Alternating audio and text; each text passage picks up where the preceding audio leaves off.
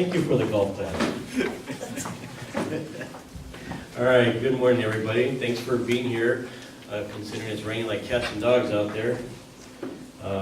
So a few weeks ago, we had some C.A.R. directors and some actual agents from our association that went down to Indian Wells for our C.A.R. annual meetings, so the winter meeting. We have 3 of those a year and 2 NAR meetings. And basically, it's a business meeting where we talk about all the stuff that's coming down, all the legislation that's coming down from Sacramento, locally, and also federally, to that affect not only our clients, ourselves, but also our industry. So I am going to call up a few people to come up so that we can go ahead and get their reports from the committees that they actually sat in and listened and got some notes on. So the first one I'm going to call up is my dad, Vince, to come on up and give his report. Good morning. Good morning. My name is Vince Veneziano. Excuse me for my horsey voice this morning. Oh, we got emergency broadcast this time. Okay, I am a member of 3 committees there: homeownership, housing committee, policy forum, and the global. But I only make a report of the homeownership and a little bit of a property management.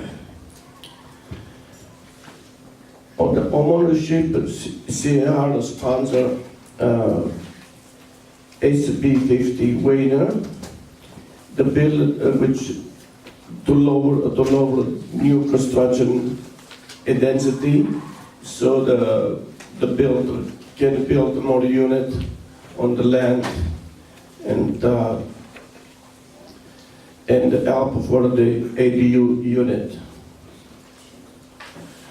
Also, they support the first-time home buyer. There was a lot of discussion between home buyer and the deduction, but the deduction it's not good on the way, and decide on the homeowner credit. Single person, they raise from 5 to 10,000, and a couple will be $10,000 to $20,000 of a credit for a first-time buyer. Also, they sponsor a legislation by establishing an auto license plate, which to generate some fund for the affordable housing. The license plate costs about $40 per year, and they generate money for the affordable housing.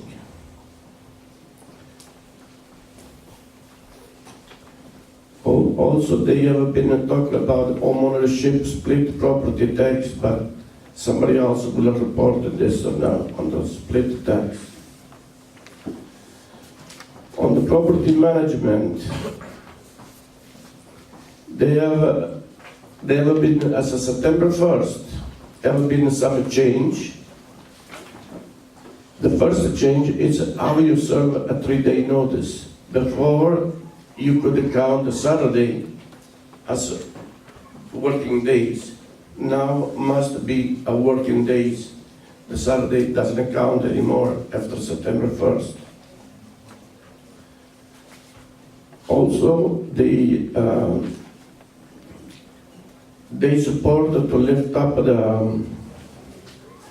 when you evict a tenant and they leave a bunch of junk behind.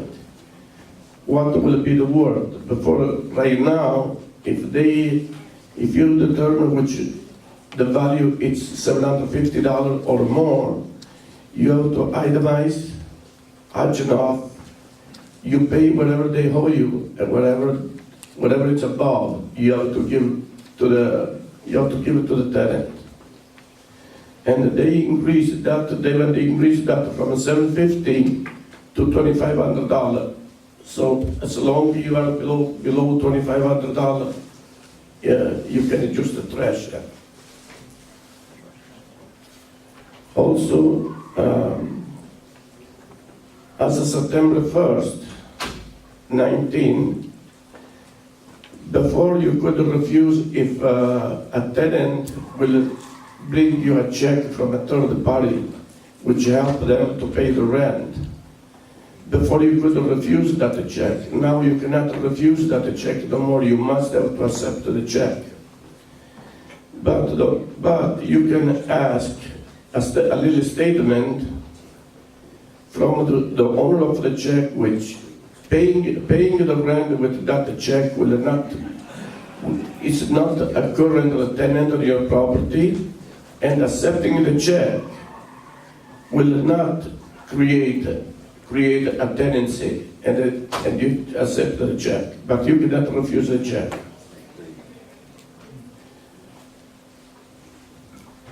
Any property, 3 units or more, and you have a deck, stairway, balconies, or exterior elevator or stairs, you must to have an inspection, and this will create every 6 years. You have to be inspected by a licensed person. The only good thing is which this, right now, the first time, we have from now until January 1st, 2025 to doing the first inspection. But in this inspection, if the inspector find anything which needed to be repaired, the inspector have the obligation to report to the city building and safety, and you must doing the work with a licensed contractor. You have no choice. There is eventually it's a lot to report, but this concludes my report for now. Anybody else? Yeah. I'm sorry, did you say that Saturdays do or do not count? No, do not count. Do not count. Do not count anymore. Stairways inside and outside? Any stairway which is 3 feet high or more. Question here. On the Saturday one, you said that's effective from September 1st. Was that September 1st of 2018 or from September 1st of 2019? 2019, 3 months ago. Thank you. Any more questions? All right, thank you, Vince. Next up would have been Carla, but she's still not here yet. So Karen, you're up next. Good morning, everyone. My name is Karen Coot, and I am one of the C.A.R. Directors. And today I'll be reporting to you on some of the issues that came up during our transaction and regulatory meeting. So one of the biggest topics that was talked about during our C.A.R. winter meetings was about online notary legislation. Last year, there was a bill that was introduced to simplify closing and speeding up transactions by allowing remote online notarization while still maintaining security. The bill failed last year, and it's likely to be introduced again to allow, will be introduced again to allow such notarization in California. Currently, there's other states around the country that are currently using an online notary system to have documents notarized.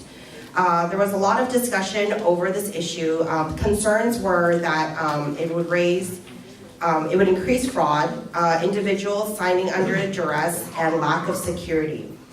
During our winter meeting, to see a demo video of one of the apps that notaries use in other states to see how secure and how safe this online notarization system will be. And the motion passed for C.A.R. to co-sponsor this bill by a very narrow margin. Another item was Assemblymember Cunningham had proposed legislation that would give the buyer of real estate the right to require an MLS to remove information about the property from public view. So types of information would include price, pictures, characteristics of the property, and other relevant sales data. And C.A.R. is opposing this bill, so you'll see us in May up there in Sacramento on Ledge Day talking about this issue. Other updates about future C.A.R. sponsored legislation. As you all know, PACE has caused a lot of people many issues during their escrow transactions. So in previous years, legislature has sought to enhance consumer protections for PACE programs. There still is a lot more that needs to be done to make it a more clear and straightforward disclosures for the key terms of PACE and the consequences of financing to consumers. So C.A.R. will be sponsoring legislation to further enhance disclosures for PACE programs, PACE program assessments, so that it better protects your clients and also give them more clarity in terms of what the PACE program really involves. Lastly, C.A.R. will also sponsor a bill to create bonds for ADUs, also known as accessory dwelling units. As you all know, ADUs do provide an alternate solution in our increasing supply, it is an alternate solution to increase supply for affordable housing in our tight real estate markets within the state. And funding to build ADUs is not readily available for many jurisdictions. So C.A.R. will be sponsoring legislation that will allow bonds to pay for construction of ADUs, which will help address C.A.R. our California housing crisis. So that is all I have to report for Transaction and Regulatory Committee. Are there any questions? No? Okay, thank you. All right, thank you very much, Karen. Yeah, there's a lot to talk about. So next up on the mic would be Mindy coming up, and you talk about the committees you joined or you attended, and give a report. Good morning, everyone. Good morning. Happy Valentine's Day. I'm sorry, apologize for being late. As the first time C.A.R. Director, I attended the Director Orientation, California Regional MLS Policy Committee Strategic Planning and Finance Forum. It kind of talks about where we will be in 3 years. I also attended the meetings for my 2019 committee assignments of Prudential Housing Affordability Funds, which stands for HAF, and Business Technology Forum.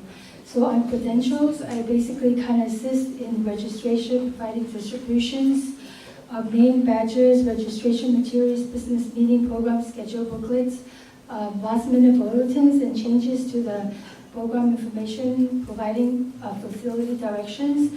On housing affordability funds, which are the regional liaison. So it stands for HAF,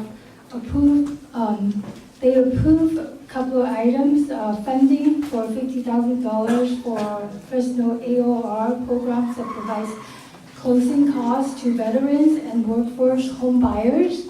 And then they have $50,000 to Solano AOR grants program that provides closing cost assistance.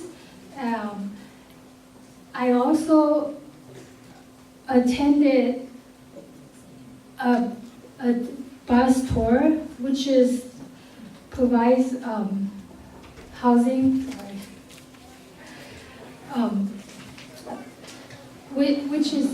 provides the housing for the retired farmers, which is a really eye-opening. They also have projects for low incomes, and they also have projects for single-family home, which is they help you and you help yourself build homes, So it's really an eye-opening. For Business Technology Forum, they're going to have a new form, which is it's like a transaction. It's built into it's a PDF, and then you can also presentations, the buyer's presentations, digital ink, and you can easily share the link instead of having it to download the PDF and then copy it and then scan it. So they're trying to make the process easier to share with the other party. And the message is more secure for all parties. It is color-coded. It has the task status they also offer other tools that are URL, copy links on your personal websites to submit. Like, for instance, if you're on the MLS, you can just click on the MLS to submit an offer instead of going to, the zip form. So you can make an offer directly. And then they also, on the business technology, there's a few items that comes out. If at your house, you have a wall, you can do a wall scanner. And then they also have like a service from Amazon where they deliver documents to your car that you can sign. So, and then on open houses, there's a tool that you can, I think you can kind of clean your shoes before you go in and view the open house. And then there's certain kinds of tools that you can also improve air quality on the house. And then there's also a selfie stick that can spin the room.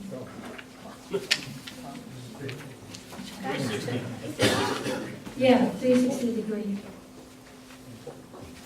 There's also different kind of technology integrated where it's about the door locks and the doorbells, and then also has cameras. And then there's on your house where they have mirrors where you can actually talk to the mirror and record a message for your family, like where they're going, and leave messages also, for your agents. And then that's about it. Thank you very much.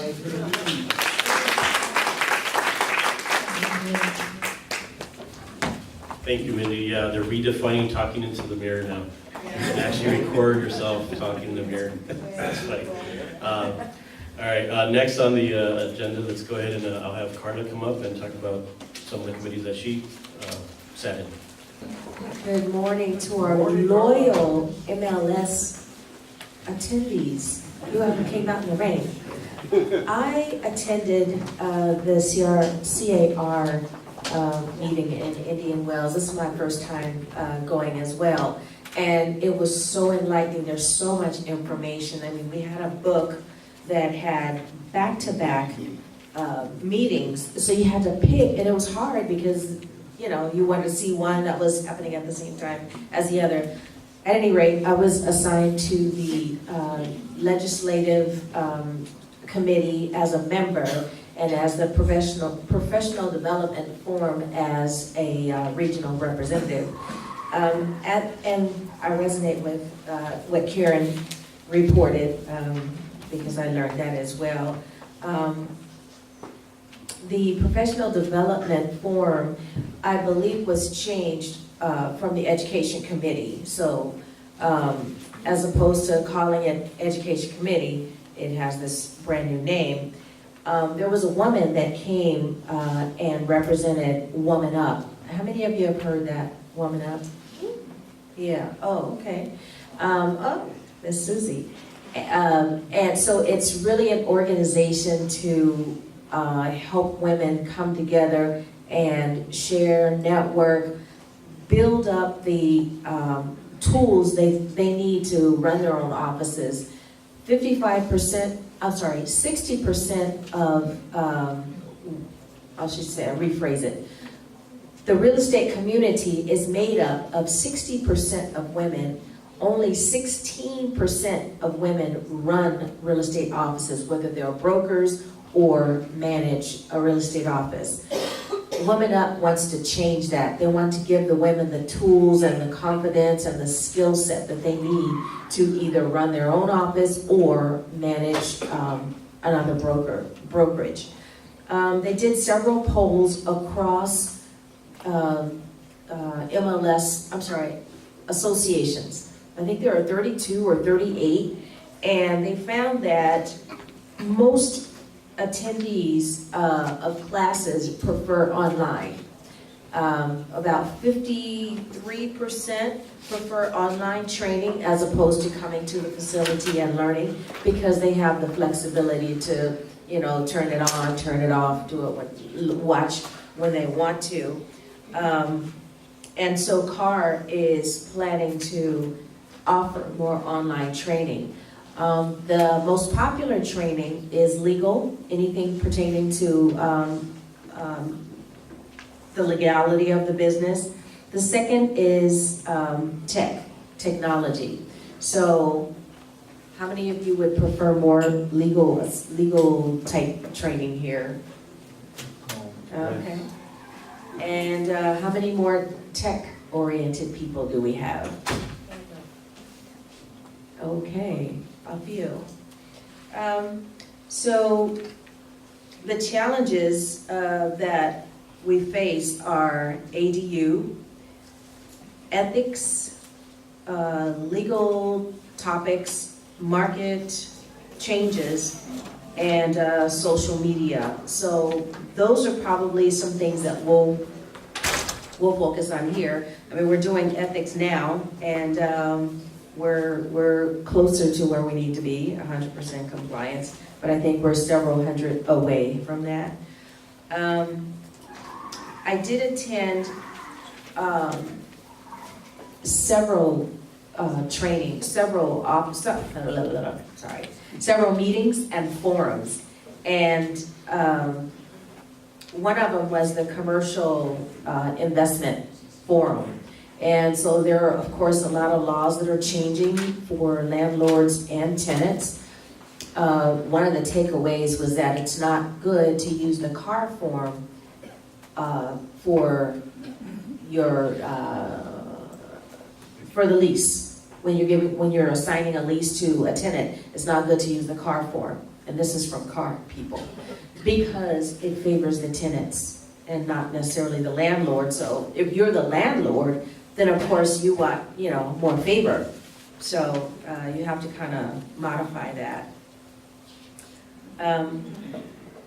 There were others. Oh, another takeaway from the Women's Leadership, Women Up. They're going to be offering an executive leadership certificate. So look out for that. I believe there are 5 or 6 training courses, and all of them will be online. They will have a retreat that will be pretty affordable, so look out for that. They haven't planned it yet. I think most of the legwork has been done on the retreat, but I'm not sure they started advertising it. So there were a number of things that benefit our association.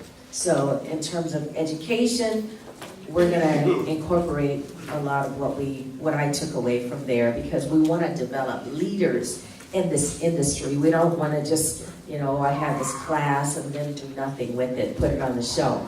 We want to become more professional and, just really add value to our services. And another big takeaway I had was that real estate and politics are very, very close together. Very close. So, thank you for your attention. Yes. Does anyone have any questions? Yes, Susie. Just to confirm, on the lease, was that pertaining to commercial or all leases? It was residential, basically. But I would, probably consider commercial as well. Most commercial use A.I.R. lease forms. Anything else? Any other questions? Well, if they are not, suggest the C.A.R. form for landlord. So, but how they can find the A.I.R.? We have Repeat the question. The question was, if they don't use the C.A.R. form, how do you get the A.I.R. form? You can download that or add that to your MLS. $99. No, it's $199. I just did it. Wait, maybe they cheated me. No, but you can pay by the quarter. So I paid only $41. So I guess I have a chance to renew if, I choose to pursue it. So that's annually? Yes, $199 annually. Any other questions? Seeing none, thank you. Thank you, Carla. Very informative. Next up, Mr. President-elect, you're up. Good morning, ladies and gentlemen. Good morning. Losing my microphone. So it's Valentine's Day morning, and you guys all thought the most romantic thing we could possibly do with our morning is come and listen to our C.A.R. directors talk about housing policy. I'm not going to disagree with you. One of my committees is taxation and government finance. I'm region rep for that. I'm about the only person on the planet who gets excited about taxation. To frame things a little bit, and I'm going to steal a little bit from Lee's presentation, which Giuseppe will be giving. I essentially went to Indian Wells skipping. I drove, but skipping, because we have a governor who has prioritised housing, and there was this notion in my head going into these meetings that he wants to build 3.5 million units. We can ask for anything and everything. C.A.R.'s legislative staff did a very good job of putting our feet back on the ground and pointing out that, look, we have a supermajority of Democrats in Sacramento, and we have a very new governor, so we're still figuring out what the political landscape is. With that being said, taxation and government finance ended up not doing an awful lot. We had 4 fairly major topics. Proposition number pending, which requires certain commercial and industrial real property to be taxed based on fair market value. To translate that, it's split roll. That has been proposed by the governor. It's proposition pending because it's at a very early stage. So that's obviously something that typically we're not in favour of. The proposition that's being talked about even divides up commercial, so small business owners may well be exempt, residential multi-unit may well be exempt from split roll. So it's a kind of lighter version than what's been proposed before. The input we had from the policy staff at C.A.R. was there may be some other proposals that we don't like coming down the line as well. Service tax was mentioned, which is another thing we fought for years. So we made no motion on split roll, and that's not C.A.R. saying, well, we're fine with split roll now. That's us saying we're deferring this till May so we get a better idea of the political landscape, a better idea of what else is coming down the chute. So we're making decisions a little more fully informed than just leaping to an opposed position in January.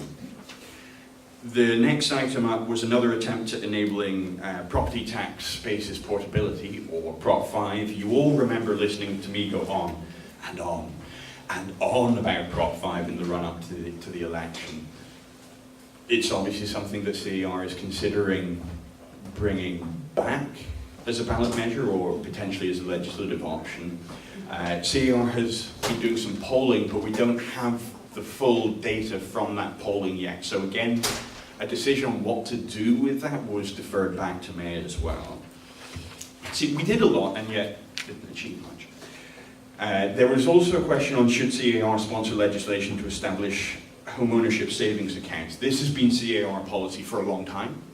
We've been trying to push it through Sacramento. Sacramento, as you all know, is a place where good ideas go to die and bad ideas seem to flourish. And home ownership savings accounts have been falling at committee level up pretty regularly over the years. We also have a policy trying to get a first-time home buyer tax credit. So we essentially left home ownership savings accounts alone. We still think they're a good idea at C.A.R., but we're trying to get the first-time home buyer tax credit through. This is the first time we've tried this in Sacramento. We kind of want to give that a free run, so to say, without also asking for home ownership savings accounts. Because legislators might well put the two together and go, well, we denied this once, let's deny both. Finally, there is also a home buyer tax credit. Of course, tax reform happened.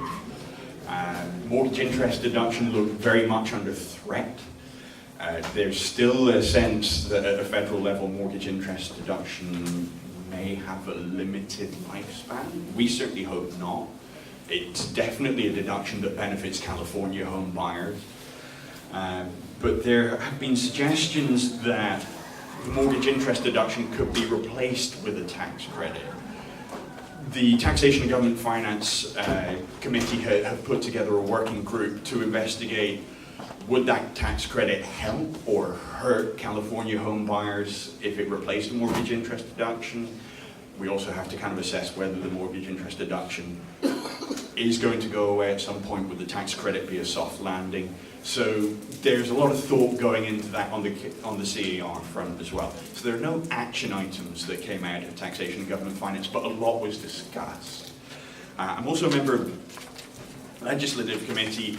Now, the bulk of the action items come from other committees. I know Karen and Vince have reported on those, so I'm not going to go through those action items because you don't want to hear about it twice. I'm sure some of you don't want to hear about it once. But a couple of motions that just came through Legislative Committee. There is a referendum that will appear on the 2020 ballot to overturn the 2018 law that replaces the money bail system with a system based on a public safety risk. There's also another one, restricts parole for non-violent offenders and authorizes felony sentences for certain offences currently treated only as misdemeanors. Those were both deemed not real estate related. Again, I won't plow into the rest of the Legislative Committee meeting. I just want to finish with one small note. We had a handful of first-time C.A.R. directors at our meetings at Indian Wells. And as Carla mentioned, you get a booklet, you get a ton of meetings, you want to go to about 3 at once, so you end up running around trying to get to as much as possible. I'm making myself sound like an old hand. This is my second year as C.A.R. director.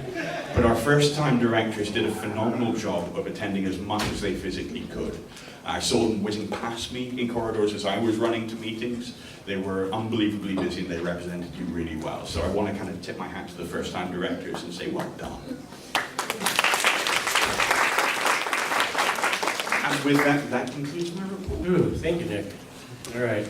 So our Government Affairs Director, Lee Lieber, wasn't able to make it this morning, so he sent me his report. So I'm just going to give a brief report on what he on the different committees that he sat in.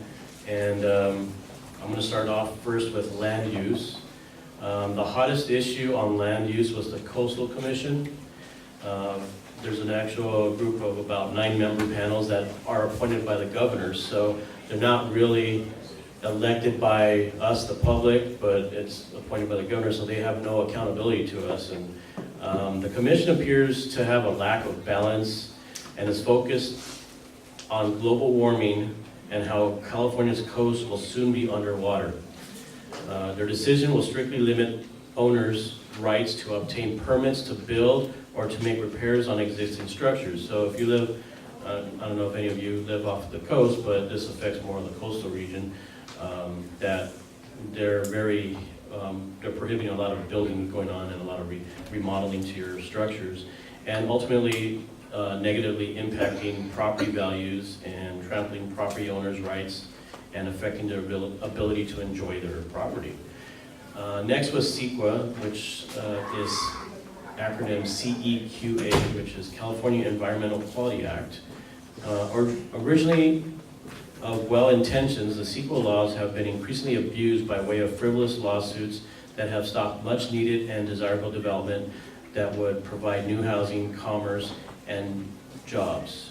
One of the issues C.A.R. hopes to address is the ability to file a CEQA lawsuit anonymously. And I believe Susie can attest that there's a lot of that stuff going on in Alhambra. So yeah, it's a lot of people take advantage of the law and stop property owners from doing what they want to do, which is either remodel their homes or build development and whatnot. So it's come down to let's figure this out, and it's really affecting our property values and our rights of our own property. Last item mentioned on the land use was. I'm sorry. What are they trying to accomplish by doing that? Either one of you. You said that a lot of it's going on in Alhambra. Oh, do you want to answer it first one? It's more of they're just. Politicians. No, they're not even politicians. They're just people that just They're in their backyard. they're anti-building, anti-development, anti-progression. It's just everything anti, and they're just They just go there just to file a lawsuit, just to stop I say they're not, development. but it's, they'll throw traffic into it, congestion or improper use, and put the lawsuit, and there's developers that are leaving. They're just stopping projects. Yeah, it's just more, I don't know what exactly their intentions are, other than they want more green land. So they don't want you to build on your property because they want to turn it into a park, but it's your property. Nothing against parks, I love parks. The last item to mention on land use was the state of California suing Huntington Beach. So I don't know if you've heard this, but the actual state is suing the actual city of Huntington Beach for anti-development. They're basically, the city is actually are stopping development of housing, and so the state and our new governor basically filed a lawsuit saying, hey, well, we're serious, we need more housing, and you're not being a good sport and letting developers build housing in your city. So they started with the city of Huntington Beach now. So, and it's, with this new governor, like Nick alluded to, we don't know what the political climate is yet, so let's just sit down and wait. And I'll talk more about the current political climate in a little bit, but Joel Singer, our CEO of C.A.R., actually gave a few tidbits, and it says if you want to know what the future regulations of California are, to look at the city of San Francisco. So if you see all the laws that are being passed in San Francisco, it's just a trickle-down effect, and you'll see more and more cities follow suit. And so if you want to see what's the outlook of California's housing and property, just take a look at San Francisco. California's regulatory environment make it too costly to build in California. So in this environment, it's difficult to catch up with about a decade of home building deficit. So we have about 10 years, we're 10 years behind in building homes currently. So, and if you want to take that even further, with all the fires that happened throughout California this past year, it took us back 17 years of property development. So just figure about 17 years of home building burned in the fire. So not only 10, so we're about 27 years behind in housing. So as you can see, that's going to really affect on property values and affordability in California. And I think by 2025 to 27, they're saying that California, if it keeps on going at this current pace, it's going to be a renter state. So there'll be more renters than homeowners in California if we continue on at this pace. So it's really serious up there, and that's why there's a lot of legislation that's coming down that's affecting private property rights, home ownership, and affordability. And now going down to our current political climate, we've never seen this in Sacramento ever before. We now effectively have a one-party state. So the Democrats now have a supermajority plus 7. So in the assembly, and if we're trying to block something that the Democrats favor, we would need to have 21 assembly members break rank and defect to the other side and say no. If we were able to get Governor Newsom to veto any legislator and decide to override anything that comes down from the assembly, we would need to get 8 members of the assembly to defect and block the supermajority. For example, repealing Costa-Hawkins, which has been a very big topic for a very long time, is something that would require 2/3 vote. So basically, 2/3 of the assembly would need to vote on it, and if you get 2/3, they can repeal Costa-Hawkins, and now you're going to have, in essence, a statewide rent control. So again, we would have to peel off the 8 votes to block it. And in recent years, we relied on the governor's veto from time to time to be able to stop and override any of these measures that are coming down in these legislations. And it was made us very effective in lobbying. But now,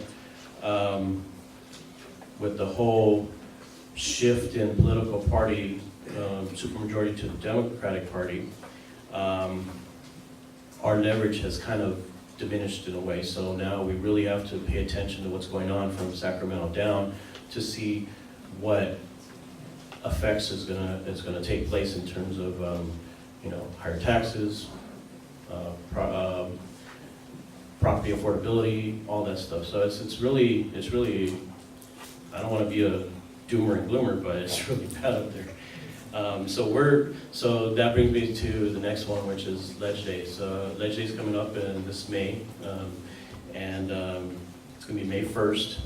And if you're interested, any of you interested in joining us and making an impact up in Sacramento, where we march on Capitol Hill and talk to our assembly members, our senators, and knock on their door and give them some stances of where C.A.R. stands on a few of the bills that are being passed down. Talk to one of us, one of the board of directors, myself, or anyone in the legislative committee, and see if you qualify to gain a scholarship to go up there for the day, for Ledge Day. So that would also be part of my presidential minute. So just a little tidbit that I wanted to give out. So that concludes all the reports for Ledge Day and everything that happened at C.A.R. And again, in May we're going to be going to the second meeting in Sacramento. So if you want to join us, let us know. Thank you.